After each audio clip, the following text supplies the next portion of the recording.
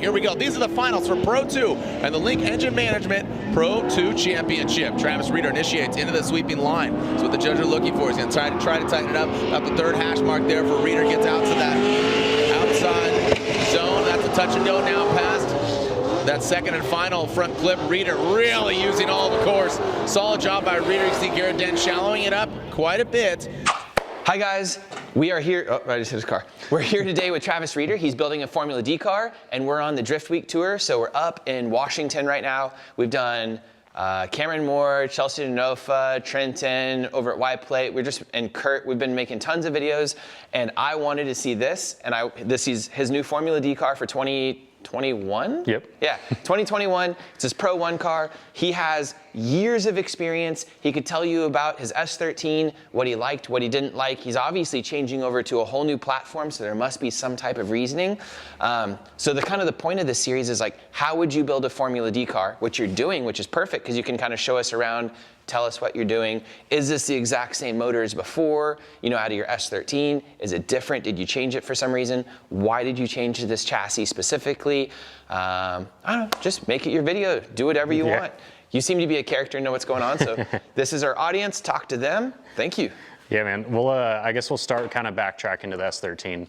I had my S13 for 10 years, so that was the first 240 I ever bought in high school. Started drifting with that thing, and over 10 years I kind of developed it, worked my way up through Pro Am, Pro 2 into Pro 1, and I kind of stuck with that car forever because it was what I was comfortable with, and the last couple of years I kind of finally found the limit of it. So once you start kind of gripping the cars up, making them super fast, trying to make them competitive, I found out that an S chassis is not necessarily the best move, at least for my driving style. So that's why we have this now. But so I just went with a Could you E46. tell us why specifically the S chassis couldn't make more grip and why you have to change to a whole new chassis? Because the audience might not know exactly what you're talking about. Yeah. So the problem that I found with the S13 was the wheelbase is pretty short. So when you get it all gripped up and moving real quick, it's hard to catch the car in transitions. It likes to snap and over rotate and do kind of funny things that I couldn't get a workaround.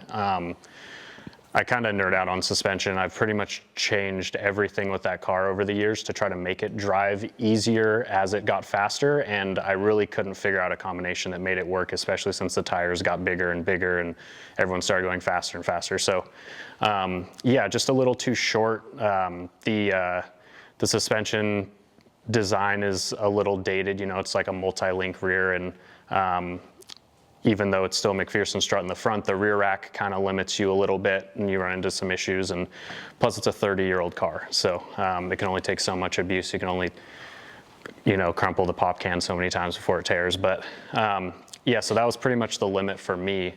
And the best case scenario in my head was to find an E46 because they're getting, they're still cheap. Parts are readily available. You're not searching forever for S chassis parts that are, non-existent anymore. So, went down and grabbed an E46 from my buddy Dylan Hughes, and I saved the car from the scrapper. It was wrecked, and started putting it together. So now we're here. It's pretty much a drivetrain transplant from the S13. So motor, transmission, rear end, wiring, all that stuff is the same as my S13 was, and then just kind of shoehorned everything in to fit. But do you want to tell us the thought process behind the drivetrain and stuff? So really, you're just doing a new chassis. Mm-hmm. It's your old drivetrain. You're really happy with the power delivery, the shifting of it, and everything else in the gearing, and you're really just changing the chassis so you can get different suspension mounting points and different angle and everything else, right? Is that the thought? I've always been comfortable with the LS platform. Mm-hmm. People do.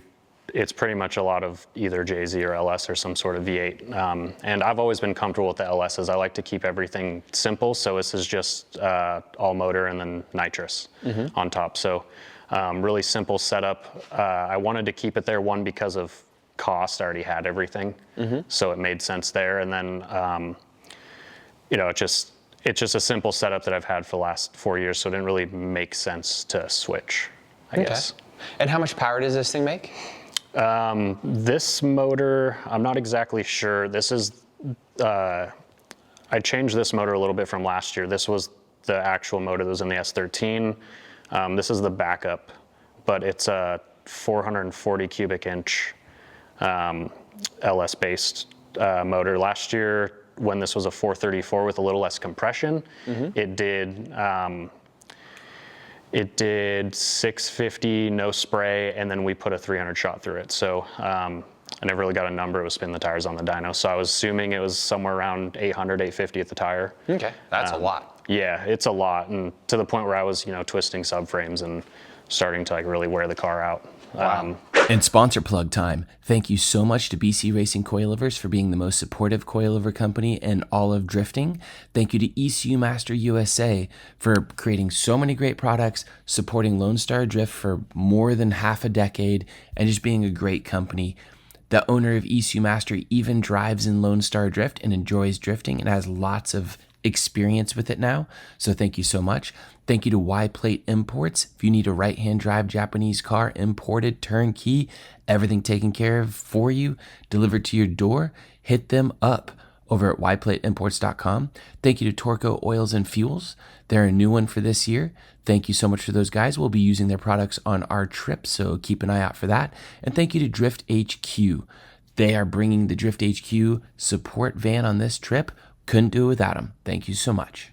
So the new motor should be, this is the backup. The new motor's got some better heads and different cam profile and a little more compression. So we're hoping to do 1,000 at the tire with Nitrous this year. So how big of a shot is that? It's 300. We just put a lot more into the motor. How long does a bottle last at that rate? I change every 2 laps. Okay. And is the car really reliable like that? Yeah. I've had, I have, good engine management with Link and a good tuner. So it's like, it's always on the safe side and we always have room to grow. And I've never really had issues other than I eat the cylinder walls every year and have to do pistons, but that's just from revving it too high with a short skirt on the piston. But yeah, it's been really good. I mean, knock on wood, I haven't really had any major mechanical failures engine-wise, and it's still wet sump. So let's play devil's advocate now. There's a couple ways to play this. One, the guys with the winning platform in Formula D for the last few years were JZ, and they were S chassis. Yeah. You don't have both of those things, and it's an active decision to do that because you did have an S chassis, and you're moving to a different chassis. What do you think about that? I mean, it's a lot of... It's hard to say. The guys, James is a robot regardless. So, and he's been, driving competitively since he was like 16, and he has a very specific way to set up his car and a very specific driving style. It works great for him. I couldn't make it work with mine, and I mean, I've been a V8 guy. I'm a fan of JZ's. I just wouldn't do it on a competitive level because it just changes everything, and I'd have to change my driving style to accommodate. Okay. I've driven more and more of these cars over the last couple of years, and my practice car is an E46 M3, and I love how it drives. And I've driven some, mid 600 horsepower E36s, E46s, and to me, they just seem a lot more manageable. The suspension geometry is better in my eyes. And so you think if James Dean and those other guys that were winning in S chassis drove BMWs, they'd be even better? This is just playing devil's advocate. Yeah. No, I mean, it's hard. I guess, we'll never know, but it's like... well, James does have a Eurofighter thing. Yep. Yeah, he does like it. That BMW is completely different than these, though, too. I know. The suspension's totally They're different. Way different. Way different. They have Mustang suspension. yeah, they're a funky multi-link. I don't know, man. I would assume that any top-tier driver could jump in any properly set up chassis and do well. Okay. It's just we adapt all the time. It's just another thing you got to adapt to, I guess. Next up is, I find that up in the Pacific Northwest, everyone kind of gravitates up here towards what Chelsea does, which is kind of neat. So like, how much of an influence was Chelsea on you building an E46? Was it him just saying time and time again, like, this is the best chassis ever and stuff, or did you arrive at this on your own? No, he kind of So I met Chelsea when he first moved here, a few years ago, and I showed up at a park day, and he let me like drive one of the school cars around, and I just loved how it drove, and he never really kind of like forced it, but it was one of those things where he definitely kind of introduced me to these cars and gave me kind of a direction to go, and the cars are amazing. It kind of speaks for itself. He doesn't really have to sell it. But no, definitely he's been like a huge help, and it's nice with him having kind of an E36, E46 junkyard around. So if I need parts, so you can just go steal them when he's not looking. Yeah, I'm like, hey, what do you got at the school? I'm gonna jam over there, and he's like, yeah, okay. He's got a whole container full of crap. But is there anything else that you would choose over this right now? Is there any other chassis? Like, why not a Corvette? You're already LS and all this stuff. You're clean slate, although the transmission you'd have to change, and that would be very expensive. Is the Corvette a better chassis? Is there something else you could think of? I don't think I would do a Corvette. I guess it is a money thing for me. The whole transaxle deal is kind of, I guess it's kind of labor intensive to service, and if something breaks, I wouldn't really know where to start. The whole thing is already labor intensive though. Yeah, it is, for sure. But like, I don't know, I see videos of Matt pulling torque tubes and stuff all the time, and it seems kind of tough, but those cars are awesome. It's just building this car to me makes more sense for I my totally situation. get that. I understand. Especially because the price and stuff, although oftentimes the price or the labor of pulling a torque tube is very minimalistic compared to the overall price of a season or the overall price of traveling from Orlando to Seattle, back and forth and everywhere. It can be so much time and that kind of stuff. Pulling a torque tube is 1/10 of the time of just driving your car to one of those events. Yeah. So the time management always gets to me and like breaks my brain sometimes. But it is what it is. I mean, I try to run my program as simple as possible and as easy as possible for me and my team. So, I mean, it just makes more sense for me to be like, the car is going to be super easy to service, and my guys, I'm not going to have to sit there and teach my guys like, hey, this is how we have to pull all of this stuff because it's so drastically different, and have to kind of retrain the team. This car is pretty simple and easy, and has 3 arms in the back and a single arm in the front suspension wise, and everything's just like, I don't know, super simplistic, I guess. So it helps my program. Yeah, if you're going to break down, I did a couple of videos on some other drivers. So like, let's take Cameron Moore did an FRS with a 2J in it. I did another gentleman who had a G35 with a JZ with a quick change and dog box. All the cars really end up being like some type of engine, a dog box, or maybe a sequential, and then a quick change. And then you're doing a chassis change and stuff. What do you think about the guys that like do FRSs or say any other type of chassis? Do you think they're crazy for not just doing an E46 or a Mustang or a Corvette? Like, how do you stage, like, I guess you could even say, what was the Corolla that Osbo drove? Like, that's ultimately making your life difficult choosing a Corolla to start with, but it ends up working so well. Are all the chassis fully engineered, just like pointless? Like, you can make any chassis work, or some of the chassis incredibly difficult to make work? I ramble when I ask questions, but how much does a chassis matter when you can change so much, or really like? I think it matters a lot. Everyone kind of chooses a chassis based on, at least I would always choose a chassis based on suspension design first, because you're going to fit whatever motor transit rear end in it no matter what. I don't like the FRSs because I don't like the suspension design. I don't like how they're a square wheelbase versus track width. They're very difficult. They have, the rear shock's this long. I'm not a fan of those cars. They seem I wouldn't ever build one, ever.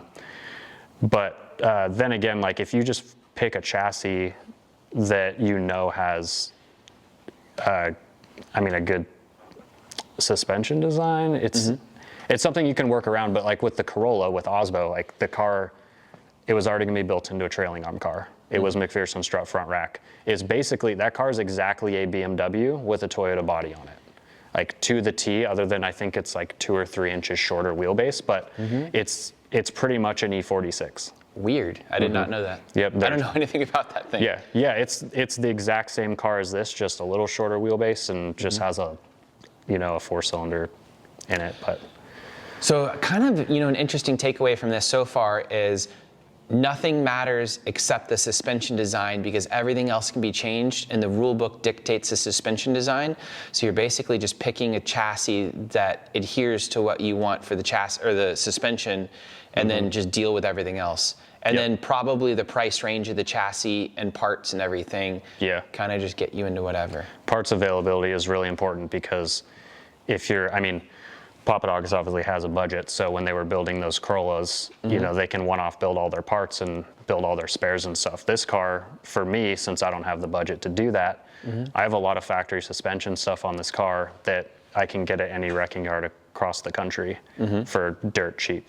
So, factory trailing arms, hubs, wheel bearings, upper arms, like all that kind of stuff, steering racks, it's super easy to find. So if you break one, they're everywhere. And that just helps me a lot. And plus, I don't know, in my mind, these are one of the best balanced cars you can do. And that's like recently with my kind of ideas changing over the last 2 years, kind of opening my mind to like different vehicles. Cause I was S chassis to the death of me, for a while. And yeah, obviously that changed. Do you feel any pressure to use a newer chassis or something you might feel is more marketable, or not really? I feel like it's more marketable. This car's still 15 years old or 20 years old by now, but it's a lot better and more relatable than a 30-year-old car that, is disappearing. You could have found, like, say, an 2015 BMW for about the same price with like a locked up motor or something. So you could have actually had a newer car, much newer, but again, it comes down to suspension design. It probably wasn't the exact suspension design you wanted, although the Eurofighter cars and stuff work really, really well. You could do a baby Eurofighter type thing. Did you think about like a newer car like that or no? I thought about it. It just didn't seem, once again, it didn't seem cost effective, but also, I just don't like the suspension of it. This car was a perfect balance. It met kind of in the middle of, it's super obtainable and super abundant, but then again, they've still been driven for a long time. So there's a lot of R&D already finished as far as, steering kits and aftermarket support is already there for a lot of the stuff. So that takes a ton of work and time out of it versus developing a brand new car. Okay. Can you break down why the G35 is a good idea or a bad idea? Or you don't even think about them? I don't even think about them, honestly. Okay. That says enough about just that. I've driven Zs. Yeah. I think they're great as fun cars, street cars, or maybe something for Pro-Am, but once again, it turns into the chassis and how everything is around it. But so they're also super heavy. It's not capable for Chris Forsberg to take one to the championship. They're terrible chassis. No, it is, but he also has, he has 15 years of R&D into that car to make it work. I know, I just troll during these things. Yeah, it's funny. Anyone can make something work with enough budget and research. It's just like for a lower budgeted team, you kind of have to prioritize and figure out what works best for you. Does the chassis and like that development, or just say cost of parts or things like that, really matter that much in the overall scheme of things for a budget? Because a season of FD is this much and an angled kit is that much. Fuel for the tow rig ends up being more than all your suspension costs for the year.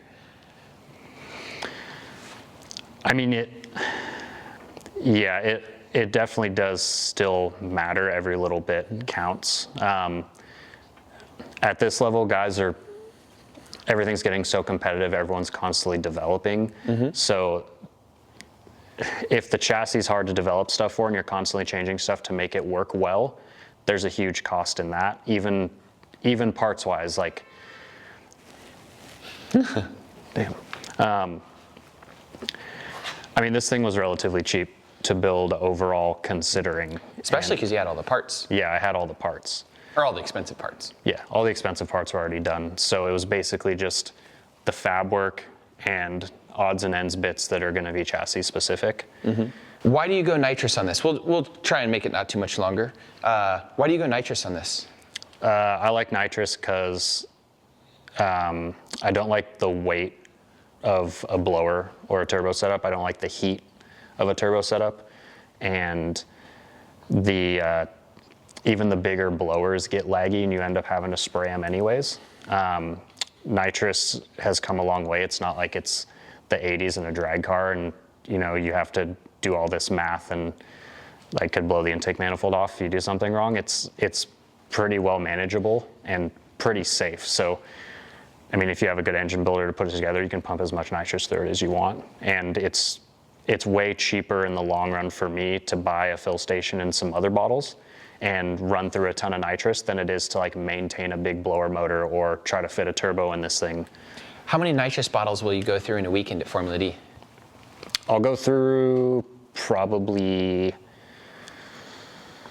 I want to say like 60 to 80 pounds of nitrous. How many bottles is that? That'd be 8 bottles. So that's only 16 laps if you said you use 2 per. So they come off bottle. They come off about half empty. I can go 3.5 laps before the bottle heater can't keep the pressure in the bottle high enough to run the shot. So I could stretch it 3.5 or 4, but coming through the last couple turns of the 4th lap, the motor's really rich because the nitrous pressure is super low and it's bogging out just purely from the fact that the heater can't keep the bottle warm enough to keep the pressure up. Makes sense. They come off like 5 or 6 pounds still in them, and I just top them off, and it's super quick. So makes sense. Yeah. Is there anything else you think's neat on this car you want to show us? I mean, it's the best color there is, obviously. Red. Red or dead. Yeah. I tried to build the car to where everything is confined between the shock towers, like no overhanging weight. I had that issue a lot with the S13 because the fuel cell batteries, AccuSump, nitrous bottle, there's a bunch of stuff overhanging behind the rear axle, and that didn't help with the transition as well because it's a lot of swinging weight. So there will be nothing back here. The radiator sits here. So it'll be, battery, cool suit, nitrous bottle. The fuel cell's tucked into the floor. That is super far forward. Yeah, cut out and boxed in, so it's just, once again, within the shock tower. So all your weight is low and as center as possible. So everything will be back here. Nothing will be outside. Nothing will be in front of the shock towers other than an oil cooler. So there'll be a ton of room to service it all. So it's one of those things where I spent 10 years looking at my S13 saying, damn, I would have built that differently if I knew. So I had 10 years of ideas brewing. So when I finally was able to build this car, it was amazing because I had a whole plan in my head on what I wanted to do. So that's what I'm like most excited about, is being able to put together a car with, the last decade of knowledge that I've kind of accrued with the S chassis. And fabrication ability, it looks fantastic. Yeah, thank you. If you were to build a car like this for a customer, how much would like a finished Formula D car just like this be? Do you ever build customer stuff? No, not really. Even with all this talent and ability accrued? Build stuff with my friends. Yeah. I worked at Nameless for a few years, so I fabricated for a living. So it's kind of something I knew how to do. It's just we pretty much just build projects with my friends and do that kind of stuff. But it's kind of, we're always building something. We're building trucks or drift cars or, there's all sorts of stuff in here that we kind of tinker with constantly. But,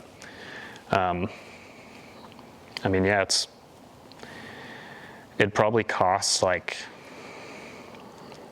to ground up build a car. Are you talking just labor, parts included? Yeah, if somebody to deliver just was an entire car. Build me this car and you were a shop, what do you think you would charge them? I feel like you don't have to say it. It'd easily be over $200,000 to do this. Yeah. So that's a very high-end race car then. Mm-hmm. Is it neat that you can build that in your shop yourself and you have all the ability to do that? I mean, obviously it's neat, but do you feel proud of that? Yeah. Or do you lose sight of it sometimes? No, yeah, I do. You're building a world-class race car in your garage for the highest level of, drifting. That's awesome. Yeah, I kind of lose that vision occasionally, because I want this car to be so nice that I'm very kind of picky about it, and I want a lot of things to be perfect. So there's days where I walk in and I'm like, oh, I even look at this thing, I'm like, I would have done that differently already. But then there's other days I walk in and I'm like, damn, dude, that's my car. Like, this thing's gonna be sick. That's gonna be super cool. I don't know, overall, I'm super pumped on it, and I know there's gonna be some things I wanna change in the coming years, but obviously it's crunch time, and I got a month before we're in Atlanta, so. Oh my full God. steam ahead. I was just thinking about that, a month. Yeah. I guess Long Beach would kind of be happening in like a couple of weeks, wouldn't it, normally? It happened already. It's usually March, isn't it? No, it's It's April, I think. I don't even know. First weekend of April is usually Long Beach. Wow. So we probably should leave this guy alone and let him build. I was just in the neighborhood and I was like, oh, we should go look at what he's doing and go film it and go see what he's doing on a Formula D car. No, you're good. I've been building headers all day, and that's kind of a mind-numbing thing. Do you have them right here? Yeah, I have the. Let's see them. Yeah, I just pulled them out. I should have left them in there, but trying to shove 2-inch primaries between the frame rails of this car is super tough. So these are kind of the mock-up. 2 have to go around to the inside of the steering shaft, and 2 have to go on the outside. But I cut the flanges in half for like kind of ease of access. Because with the S chassis, it was really annoying having to pull the steering shaft every time, and couldn't fit the headers in there. So I was trying something new here, and they fit pretty good. They're just real tight. But are you going to keep them separated like that on purpose? Yeah. So they're easier to get on and off and work on the car? Yeah, I have a piece here. So everything's going to be slip fit on the collector side. So those will be bolted to the motor, and then these run through, do their thing, and sit here, and then the collector slips over the top. So it's not forced to be all 4 of them together. So if I ever have to pull the exhaust, I can slip the collectors off and then bring them out 2 at a time. On that side at least, because there's not a lot of room, but yeah. Here's a good question to put you on the spot. I just think of these things off the top of my head. Yeah. I watched like some of the Stefan Papadakis build stuff where they're 3D printing manifolds, and I'm just like, oh my God. Have you seen that stuff? Oh yeah. You're just like, this is crazy. Yeah, it's cool. Like I don't even remember how long the print times were, but they were in the days for print times and everything. And you see Chelsea's team, building stuff. Does that intimidate you to go against teams that have those types of resources? Or do you think that such, diminishing returns, you just kind of chuckle at, stuff like that as you slam a LS into your car and like, haha? No, I just see it as those teams are bigger, and they've built it to where they're able to do that kind of stuff. I don't really pay attention to it, honestly. As long as my car runs and is good, and I built it myself with whatever means I could, if I beat them, it just makes me feel that much better. Does that stuff really matter though?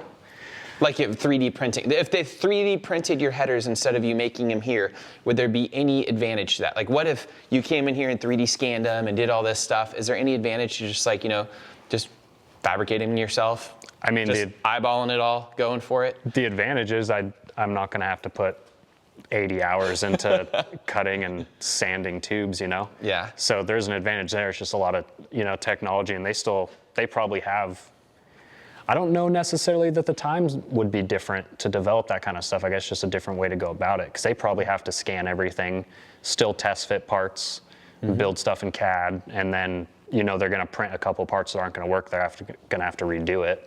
So it might be almost the same build time, just a different way of going about it. I don't know. I don't know. A buddy of mine's like 3D printing. My buddy Scotty is, for my dash display for the column, he's 3D printing an enclosure for it to mount to it. And even the print time on that thing in his 3D printer is 4.5 days. Wow. For a plastic printer or a metal printer? Yeah, plastic. Yeah, ABS plastic. Yeah, some of that stuff's really easy. Like, the ABS stuff, it's not such a commitment. It's, a few $100 or $1,000 machine as opposed to like a $100,000 printer or whatever. It kind of is amazing. And I do understand those guys are on the bleeding edge of a new platform. So if they're working on a B58 or whatever that Supra engine's called, they don't have the ability to buy all those parts. And people haven't figured it out, and they have to push it, and they're the first ones. And to be the first, I don't even know what that word is, but the first person in that is so difficult. Like when we drove in, Cy and I were laughing, like, this is so easy to get here, and you realize you're on the Oregon Trail where like everyone died to get to Oregon, and you're like looking around, you're like, I understand why everyone died and how easy it is. And when you're the millionth person to get there, it's a lot easier. Yep. Yeah. Especially because all the LS stuff is so developed now, you're not having to go CNC heads and you know, figuring out the programs for that and doing everything. You just go buy them off the shelf. Yeah, I mean, this is the most custom part of the car probably, other than, you know, just a little bit of sheet metal work. Like even the roll cage, like Rob, that's a cage kit from Rob. Oh, really? Rob Parsons? Yeah. Oh, that's rad. Yeah, it's a cage kit. So that thing showed up on a pallet and just came numbered and you just like put it together? Yeah, a cage that would usually take me 80 to 100 hours to build took me 10 hours start to finish, welded and done, and it fits probably better than I could have done it. Wow. And what's the cost on a cage like that to just buy it? I want to say they're like $1,500. Oh, that is so much cheaper than your time. That's crazy. Oh yeah. Like That's insane. I don't ever want to bend a tube ever again in my life. Wow. Rob ruined me. So I saw the one they did for Forsberg stuff, like for the tube chassis Ultima thing. And you're just like, oh my God, like you just get that on a pallet. You don't have to build the car like that. That's crazy. Yeah. Because it would take forever to like, I mean, you're looking at this right here. It's basically what you're doing. This takes forever. Oh yeah, I mean, Logan finished this chassis up. It's still not fully welded out, but the time he has into bending a bunch of this stuff and us welding things, he just told me the other day, he's like, you know, next time I want to do this, I'm buying a prefab chassis. Yeah. Because it just isn't worth it. Yeah. And that's another your like time is worth something. That's another advancement in technology too. That's where, you know, the 3D scanning the car and using computers and machines to build something more efficiently works really well. So like, I never put a level on the dash bar, the harness bar, anything, because where a tube meets a tube on a notch, it's laser etched and you can see the oval where the tube should sit perfectly. So I just ran with it and I tacked everything in based on the markings that his computer put in there, and everything is dead true, perfectly square. So like where this tube meets here, this was etched. So I would butt the tube up and there was an etched line in here. That's crazy. And it would sit there, and there was So a they just part laser number. etch it as they're going? Yeah. That's Yeah, because the nuts. tube comes through a machine and it's laser notched as well. So it rolls around, makes the notch perfect. I could have TIG welded this thing if I wanted to because it fits so perfect. Wow. And yeah, even the boxes are. I just thought you were really good at Laser building cut. cages. I mean, I built quite a few cages. We did the one in Chelsea's Fox Body and Yeah. a couple of cars for friends, my buddy's E30. And yeah, we built a handful of cages, and it's just one of those things where I'd get a cage job for a friend and I'm like, okay, I know I can do this, but I don't really want to do this because I know what I'm in for. And with this, it was, I don't know, it was just like clicking Legos together with instructions. It was sick. Looking at this car and talking to you about it, I don't know if you have anything else that you would build differently at this point.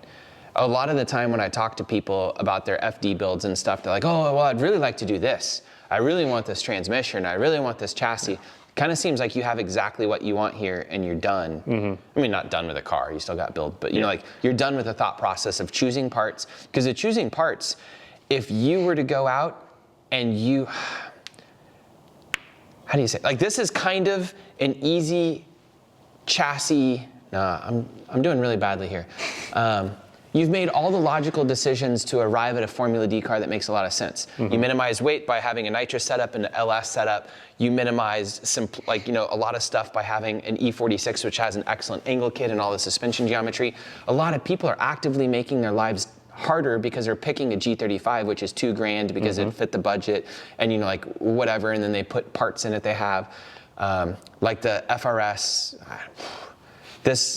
There's nothing else that you would do differently about this car right now in this time. No, I would build it pretty much exactly like this. I have a list in my head of things I want to slightly modify or upgrade in the next year or so, but What are it's, I mean, eventually, like, I might change, I'm building these headers, I might change them up a little bit. But that's a simple thing. Simple things, like, I mean, it's a lot of work, but it's things like that.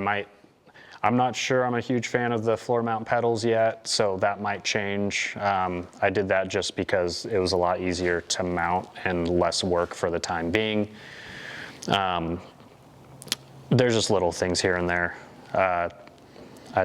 My list is somewhere, but I mean, I might cut the trans out a little taller. That way it's easier to get the trans out for servicing, because it'll slide back. It's just very tight quarters, and I might, change some suspension things here and there. But other than that, like the car, the bare bones of the car is exactly how I want it, and I wouldn't build it any different, like drivetrain wise, and all the key elements are like exactly what I want, because it doesn't make sense to, like, a lot of guys build cars FD wise and they come in with something that's super different and super unique. And you kind of have to pick between the super different and super unique and the competitive and what will work. Because it's a very difficult balance there. It's hard to have both. It's almost impossible to have unique and competitive right off the bat. So it doesn't really make sense coming in from like Pro 2 or what's Pro Spec now into Pro 1 and building a new car that's completely foreign and something that isn't proven. We've seen that a lot, like Reese Millen with the Solstice or different people. They were trying to, be unique or have a bunch of sponsor money in, a certain product or whatever, and then bit him in the butt. Yeah. Long development time. Yeah, it just doesn't make sense. This thing's obviously proven and is a super good chassis with unlimited grip potential. So it's basically up to me to drive it. And if I can't win in this thing, then I'm doing something wrong. All right. Very last question is, would you school me in data acquisition? I always talk to people and they're telling me like, oh, we do so much data acquisition. And I talk to them about it and I'm like, you guys really don't do any data acquisition. What type of, they're like, we record how much fuel we go through or like this or that or like silly things. What type of actual data acquisition do you guys do on your drift car? We just run over the basic logs and we use our data. When you say basic logs, what are those? So like you just pull the log off the ECU of how the motor is running. You just check basically the motor's vitals. Okay. So you're just checking oil pressure, air fuel ratios, just things like that, making sure there's not dips in oil pressure and you're killing the motor or something, or? Yeah, we'll just go over it and make sure it's happy, make sure it's not too lean, make sure it's not too fat. We go over it. Usually we do a big, like, I don't know, probably 2 or 3 times a day at the track. We'll run through it. A lot of it is for troubleshooting though. If we're having an issue with a car, we use the data to troubleshoot more than anything versus just kind of scrolling through. I don't really care about how much fuel I'm using because I have a 6-gallon fuel cell that I'm gonna have to fill up every 2 laps regardless. It doesn't really bother me. I know how much fuel I need for an event weekend, so that's how much I bring. And you're not like looking at tire temperatures, you don't have tire temp stuff, you're not doing some type of sector time through the track, you're not doing some type of overall timing, no timing stuff, any GPS stuff, any acceleration stuff. I have GPS. So you're looking at like acceleration and stuff? Yeah, we'll be able to like lay over, we can like lay the GPS data over the track and like see what's going on. If we have an issue at like, turn 2 at so-and-so track and the car's loading up or something, like we can look at it and be like, oh, well, something's funky in the tune, something's happening, or the wheel speed's not right, and we can see the motor bogging. Or like my crew chief can look at it and be like, yo, like you're being a bitch, put your foot in it because you're only 60% throttle and you think you're wide open, things like that. We just use it for. Are you like changing gearing and stuff to try and find, the fastest through a zone or anything like that, or doing air pressure that way? Are you ever adjusting the car by like how fast you're going on track or anything, or just for throttle position and things like that? Yeah, constantly. Okay, so you are looking. I'll split gear ratios for like 2 to 3 mile an hour sometimes when I want it. Okay. It's kind of easy to feel for me. And you're doing that through feel, or are you doing that by like GPS stuff? Yeah, through feel. Okay. Yeah. I've always